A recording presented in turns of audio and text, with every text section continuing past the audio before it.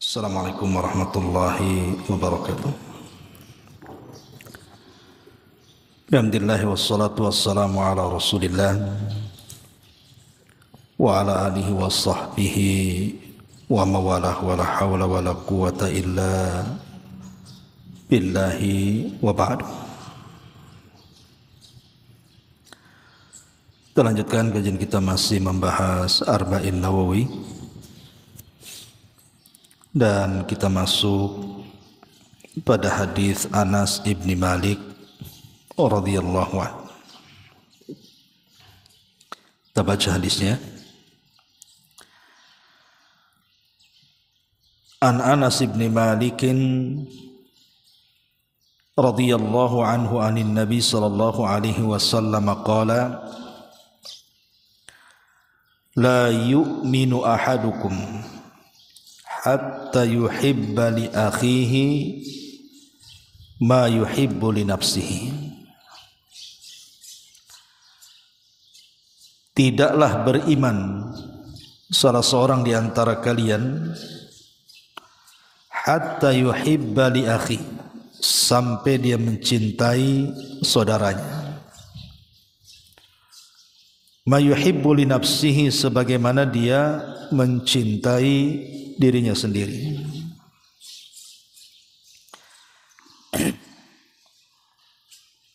Hadis ini adalah sebuah kaidah bagi muamalah kita setiap hari, bahwa tidak dinyatakan beriman, maksudnya tidak beriman di sini bukan kafir. Tetapi la yu'minu, tidak beriman di sini maksudnya tidak memiliki keimanan yang sempurna.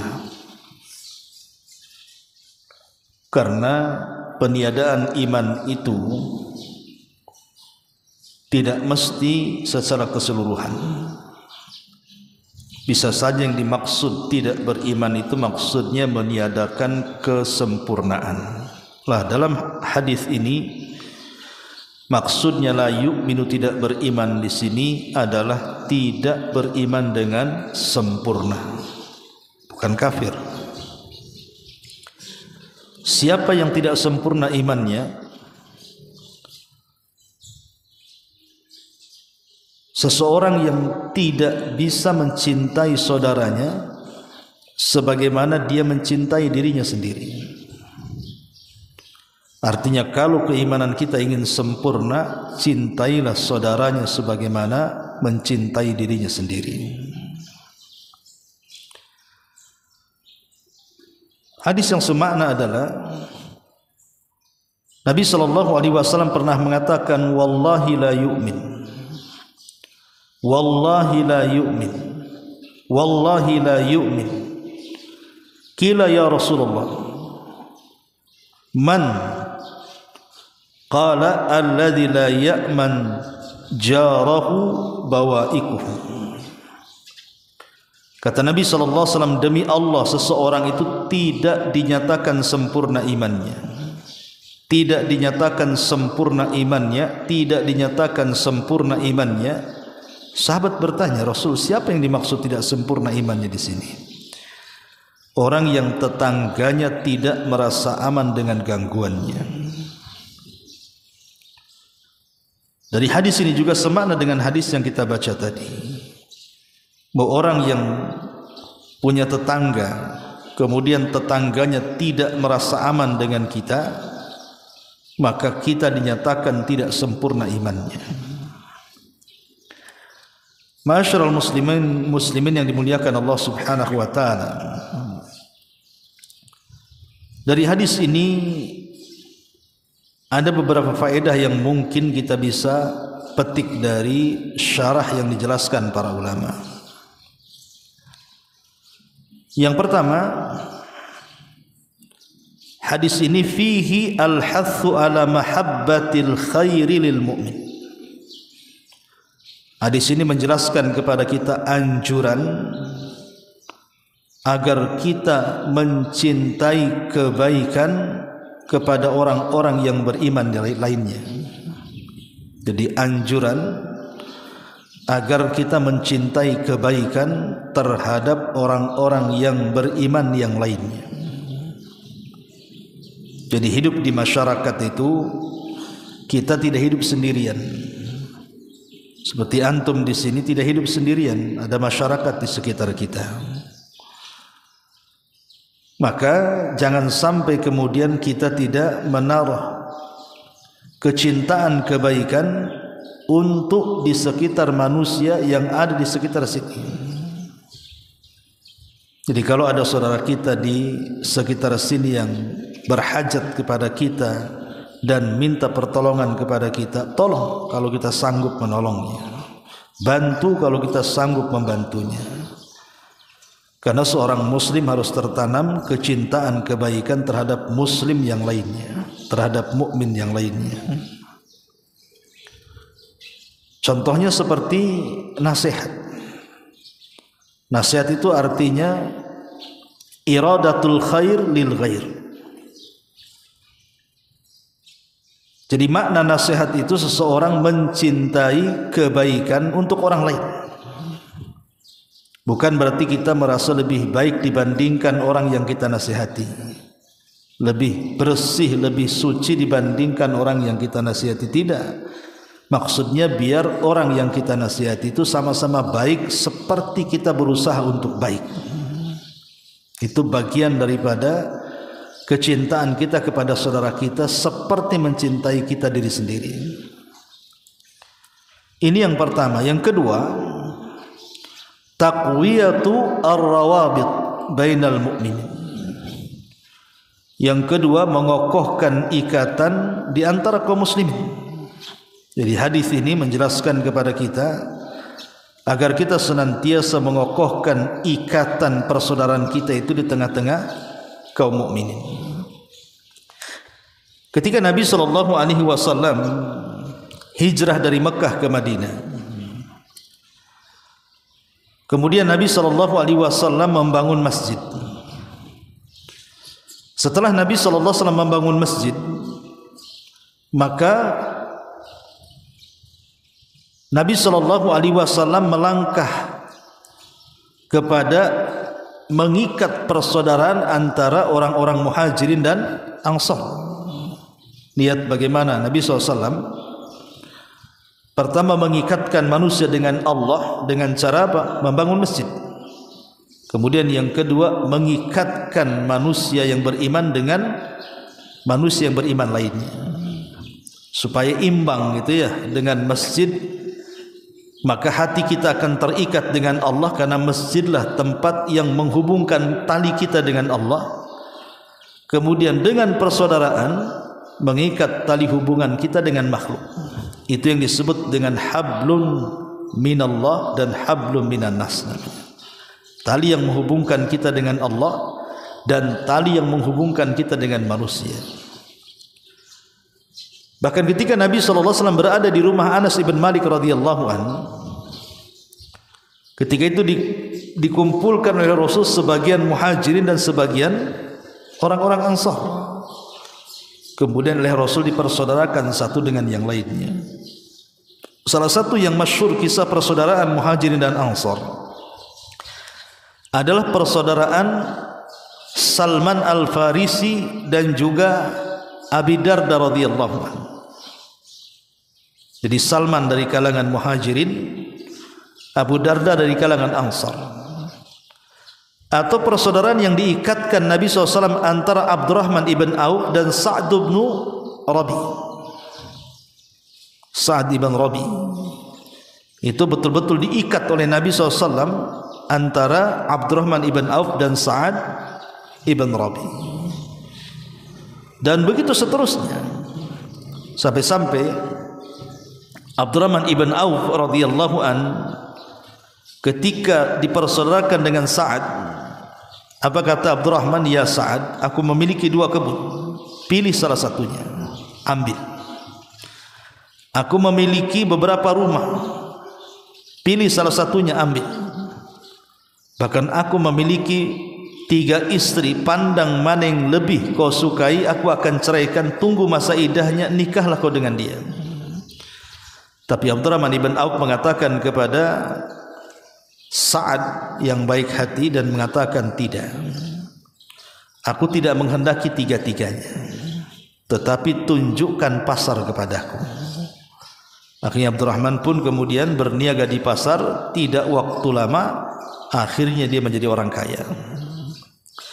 Tapi lihat bagaimana kebaikan Sa'ad kepada Abdurrahman, menawarkan dunia supaya saudaranya tidak kesusahan hidup di kota Madinah.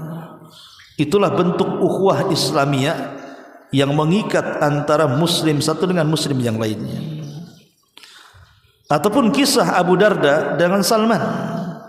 Jadi Abi Darda ini semenjak dia masuk Islam, maka Abi Darda itu menghilangkan seluruh bisnisnya. Dia tidak mau menyibukkan dengan dunia, sehingga hidupnya hanya ibadah saja. Pagi, siang, sore, malam, balik lagi ke pagi, dia ibadah saja. Kalau siang dia puasa sunnah, puasa mutlak. Kemudian kalau malam dia sholat malam, dia habiskan sampai subuh, sehingga tidak ada kesempatan untuk keluarganya. Lah karena istrinya Abi Darda ini merasa tidak dihargai oleh suaminya, maka dia pun jarang dandan. Satu hari istrinya berjumpa dengan Salman Al-Farisi, saudara Abi Darda yang dipersaudarakan Rasul antara Muhajirin dan Ansar. Jadi Abi Darda ini melihat istrinya Salman, kaget. Kenapa Salman melihat istrinya Abi Darda ini kaget? Kenapa istrinya Abi Darda ini jarang dandan? Padahal dia punya suami. Kenapa pakaiannya asal-asalan? Kemudian ditanyalah sama Salman kepada istrinya Abu Darda atau Ummu Darda ini, wahai Ummu Darda, kau kan punya suami, maka berpakaianlah dengan pakaian yang layak dan berdandanlah untuk suamimu. Tetapi Ummu Darda mengatakan, ya Salman, inna Aba Darda atau anna Aba Darda laisa li fihi haja. Wahai Salman, buat apa aku berdandan, mempercantik dengan pakaian dan badan, kalau suamiku tidak mau dengan aku, karena sibuk beribadah saja. Jadi Salman Al-Farisi kemudian berusaha untuk menasihati Abu Darda dan mengatakan kepada istrinya Abu Darda, bilang sama suamimu, besok saya akan berkunjung ke rumahnya. Maka ketika Abu Darda mendengar Salman akan berkunjung ke rumahnya, senang dia. Kemudian dia pun menyiapkan semuanya, makanan yang terlezat, kasur yang enak, kemudian disiapkan segalanya. Ketika besoknya betul-betul Salman datang, Al-Farisi radhiyallahu an, dan disuruh untuk makan. Kata Salman, kau harus menemani aku makan. Kata Abu Darda, tidak bisa, aku sedang berpuasa. Kata Salman, kalau engkau tidak membatalkan puasamu dan tidak makan, saya pun tidak akan makan. Akhirnya terpaksalah Abu Darda membatalkan puasa sunnahnya, kemudian makan bersama Salman karena takut kalau Salman tersinggung. Kemudian di malam hari Abu Darda sudah menyiapkan kamar yang sangat indah dengan kasur yang sangat empuk. Kata Abu Darda, ya Salman, tidurlah, aku sudah siapkan segalanya. Kata Salman, saya tidak akan tidur sampai kau tidur di sampingku. Akhirnya terpaksalah Abu Darda meninggalkan qiyamul lail, kemudian tidur bersama Salman sampai sepertiga malam akhir, kemudian terbangun. Disitulah Salman menasihati Abi Darda dan mengatakan, ya Aba Darda, dirimu punya hak, jaga kesehatan, ibadah bagus, tapi dirimu punya hak. Kau bisa sakit kalau terus melakukan ibadah seperti ini. Yang kedua, keluargamu punya hak. Kau tidak bisa ibadah terus. Istrimu juga punya hak, anak-anakmu punya hak. Sekali-kali kau berjalan dengan mereka, gauli mereka dengan cara baik. Dan Tuhanmu juga punya hak, Allah punya hak. Sehingga Salman Al-Farisi radhiyallahu an memberikan nasihat kepada Abu Darda bahwa waktu itu dibagi tiga. Sepertiga untuk menjaga kesehatan diri, sepertiga untuk diberikan kepada hak keluarga, dan sepertiganya diberikan kepada hak Allah Subhanahu wa ta'ala. Ketika Nabi SAW mendengar nasihat Salman, apa kata Rasul? Shadaqa Salman, telah benar Salman. Itu yang harus dilakukan. Akhirnya Abu Darda pun sadar dan dia berusaha untuk membagi waktu menjadi 3. Sepertiga untuk dirinya, sepertiga untuk keluarganya, dan sepertiga untuk Tuhannya. Itulah bentuk ukhuwah namanya ya, bentuk persaudaraan. Bagaimana Salman ini sangat cinta dengan Abu Darda karena saudaranya. Sampai-sampai persaudaraan yang dibuat oleh Nabi SAW antar para sahabat itu sampai kepada masa urusan waris. Jadi kalau Salman meninggal, maka hartanya diwarisi Abu Darda. Kalau Abu Darda meninggal, maka harta warisnya dikasihkan Salman. Itu di permulaan Islam. Tapi setelah turunnya surah An-Nisa yang menjelaskan tentang hak waris, maka dihapuslah sistem waris dalam persaudaraan. Waris itu hanya diberikan kepada ulul arham yang ada hubungan kerabat keluarga. Orang lain tidak akan dapat waris. Tetapi saling membantu, saling menolong, itu tetap berlaku dalam persaudaraan. Itulah yang disebut dengan taqwiyatur rawabit bainal mu'minin, menguatkan ikatan sesama orang-orang yang beriman. Kemudian yang ketiga, inna min khisalil iman an yuhibbal insan li akhihi ma yuhibbu li nafsihi. Jadi termasuk kandungan iman seseorang adalah seseorang itu harus mencintai manusia atau saudaranya seperti mencintai dirinya sendiri. Jadi kalau ada saudara kita kesusahan, kita merasa susah. Kalau ada saudara kita kelaparan, kita merasa lapar.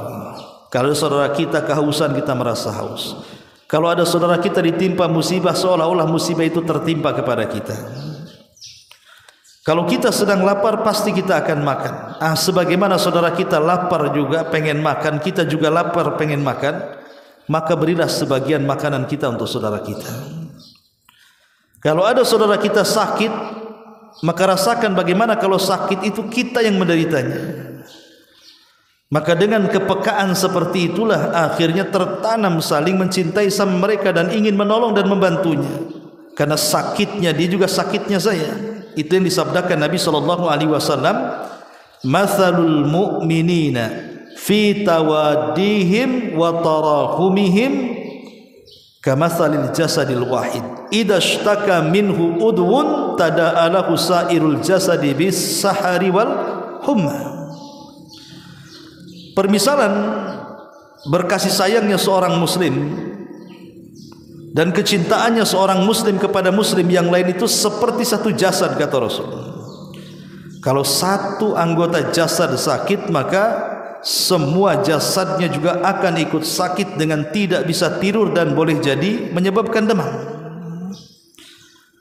Bahkan dalam riwayat bahwa hubungan muslim dengan yang lainnya itu kalbunyan, seperti bangunan, yashuddu ba'duha ba'dha, yang menguatkan satu bangunan dengan yang lainnya. Kalau kita ini buat rumah, tentu harus perlu bata, semen, besi. Lah ketika bercampur antara elemen-elemen bangunan tersebut, maka bangunan akan kokoh. Lah begitu juga seorang muslim, kalau mengikat persaudaraannya seperti itu, maka hubungan mereka akan kokoh. Dan ingat bahwa kekokohan hubungan muslim satu dengan yang lainnya harus karena Allah, bukan karena yang lainnya, karena Allah. Dan kalau hubungan itu karena Allah atau cinta kita karena Allah, maka kita akan didoakan oleh ribuan para malaikat. Ma'asyiral muslimin yang dimuliakan Allah Subhanahu wa taala, ini yang ketiga. Yang keempat, al haditsu yadullu ala annal iman yazidu wa yanqus. Yazidu bit ta'ati wa yanqusu bil ma'siyati. Hadis ini menunjukkan tentang iman itu kadang bertambah, kadang berkurang. Jadi iman seseorang itu bisa bertambah, bisa berkurang. Bertambah dengan ketaatan dan berkurang dengan kemaksiatan. Makanya di sini la yu'minu, artinya tidak sempurna imannya. Jadi ada orang yang memiliki kesempurnaan iman, ada yang memiliki kekurangan iman. Artinya iman itu bertambah dan berkurang. Kalau orang rajin melakukan ibadah, dengan sendirinya iman itu akan naik. Tapi kalau kita malas ibadah, dengan sendirinya iman itu turun dengan sendirinya. Dan kita bisa rasakan, antum kalau rajin belajar, rajin ibadah, di tengah-tengah belajar antum tahajud, qiyamul lail, baca Quran, zikir dan begitu seterusnya, maka ada semangat hidup, semangat belajar. Lah semangat belajar itulah timbul dari iman yang meninggi. Iman yang naik itu yang menjadikan kita semangat ibadah, semangat belajar, semangat membaca Quran dan begitu seterusnya. Tapi ada waktu-waktunya futur, malas belajar, malas solat malam, malas untuk solat. Itulah tingkat iman kita mulai merosot, mulai jatuh. Dan inilah keyakinan ahli sunnah, bahwa iman itu yazidu wa yanqus, bisa bertambah bisa berkurang. Apa yang menyebabkan iman bertambah? Ya ketaatan. Dan apa yang menyebabkan iman berkurang? Ya kemaksiatan kepada Allah Subhanahu wa ta'ala. Ini yang keempat. Yang kelima, qala Ibnu Hajarin rahimahullah ta'ala, berkata Imam Ibnu Hajar ketika menjelaskan hadis ini, fil hadisi al-hathu ala tawadhu. Dalam hadis ini secara tersirat ada anjuran untuk rendah diri, rendah hati. Karena walaupun kita ini di atas saudara kita, mungkin jabatannya lebih tinggi, boleh jadi mungkin kepemimpinannya lebih tinggi, boleh jadi kekayaannya lebih banyak, boleh jadi lebih dihormati, bukan berarti kita merendahkan orang rendah. Bukan berarti kita merendahkan orang yang di bawah kita. Bukan berarti kita harus merendahkan orang susah, orang miskin yang tingkat kemiskinannya jauh di bawah kita. Tidak, tetap kita harus mencintai mereka sebagaimana kita mencintai diri kita sendiri. Anda walaupun pejabat tetap harus mencintai bawahannya. Anda kalau seorang pemimpin wajib mencintai rakyatnya. Jangan mentang-mentang kemudian seseorang merasa lebih tinggi kemudian menghina saudaranya, tidak boleh.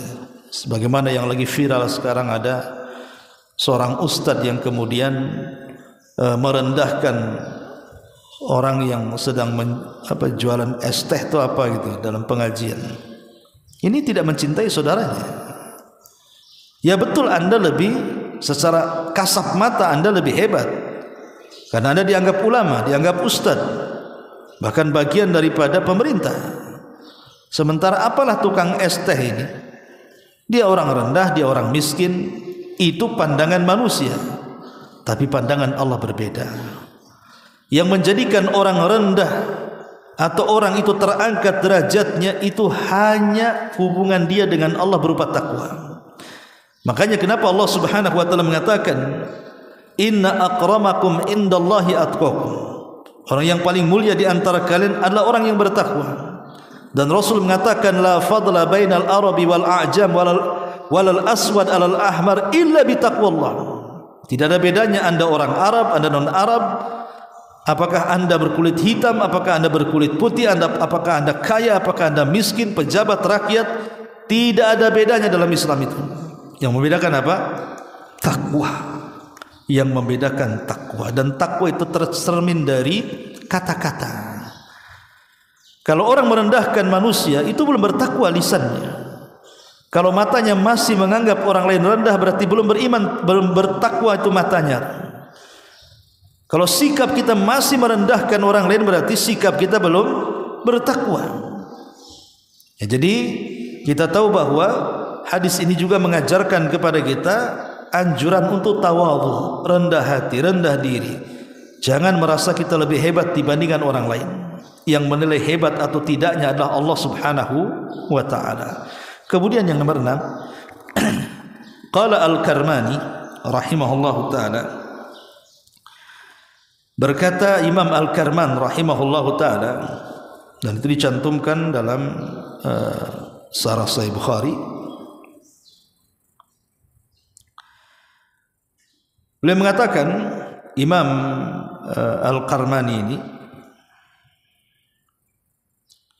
di antara faedah hadis ini, kata beliau, minal iman an yubghidha li akhihi ma yubghidhu li nafsihi. Minal imani aidan an yubghidha li akhihi ma yubghidhu li nafsihi minasyarr. Termasuk bagian keimanan adalah seseorang membenci saudaranya sebagaimana ia membenci terhadap dirinya kalau tertimpa dengan keburukan. Sebagaimana kita tidak mau kena musibah, maka saudara kita juga jangan kena musibah. Sebagaimana kita juga tidak suka kalau seandainya ada keburukan sampai kepada kita, maka begitu juga tidak suka kalau seandainya saudara kita di atas keburukan. Itu bagian daripada iman. Termasuk bagian daripada iman juga adalah al-hubbu fillah wal bughdhu fillah. Kita ini harus cinta karena Allah atau benci karena Allah. Jangan sampai cinta karena manusia, benci juga karena manusia. Itu bukan mencintai saudaranya.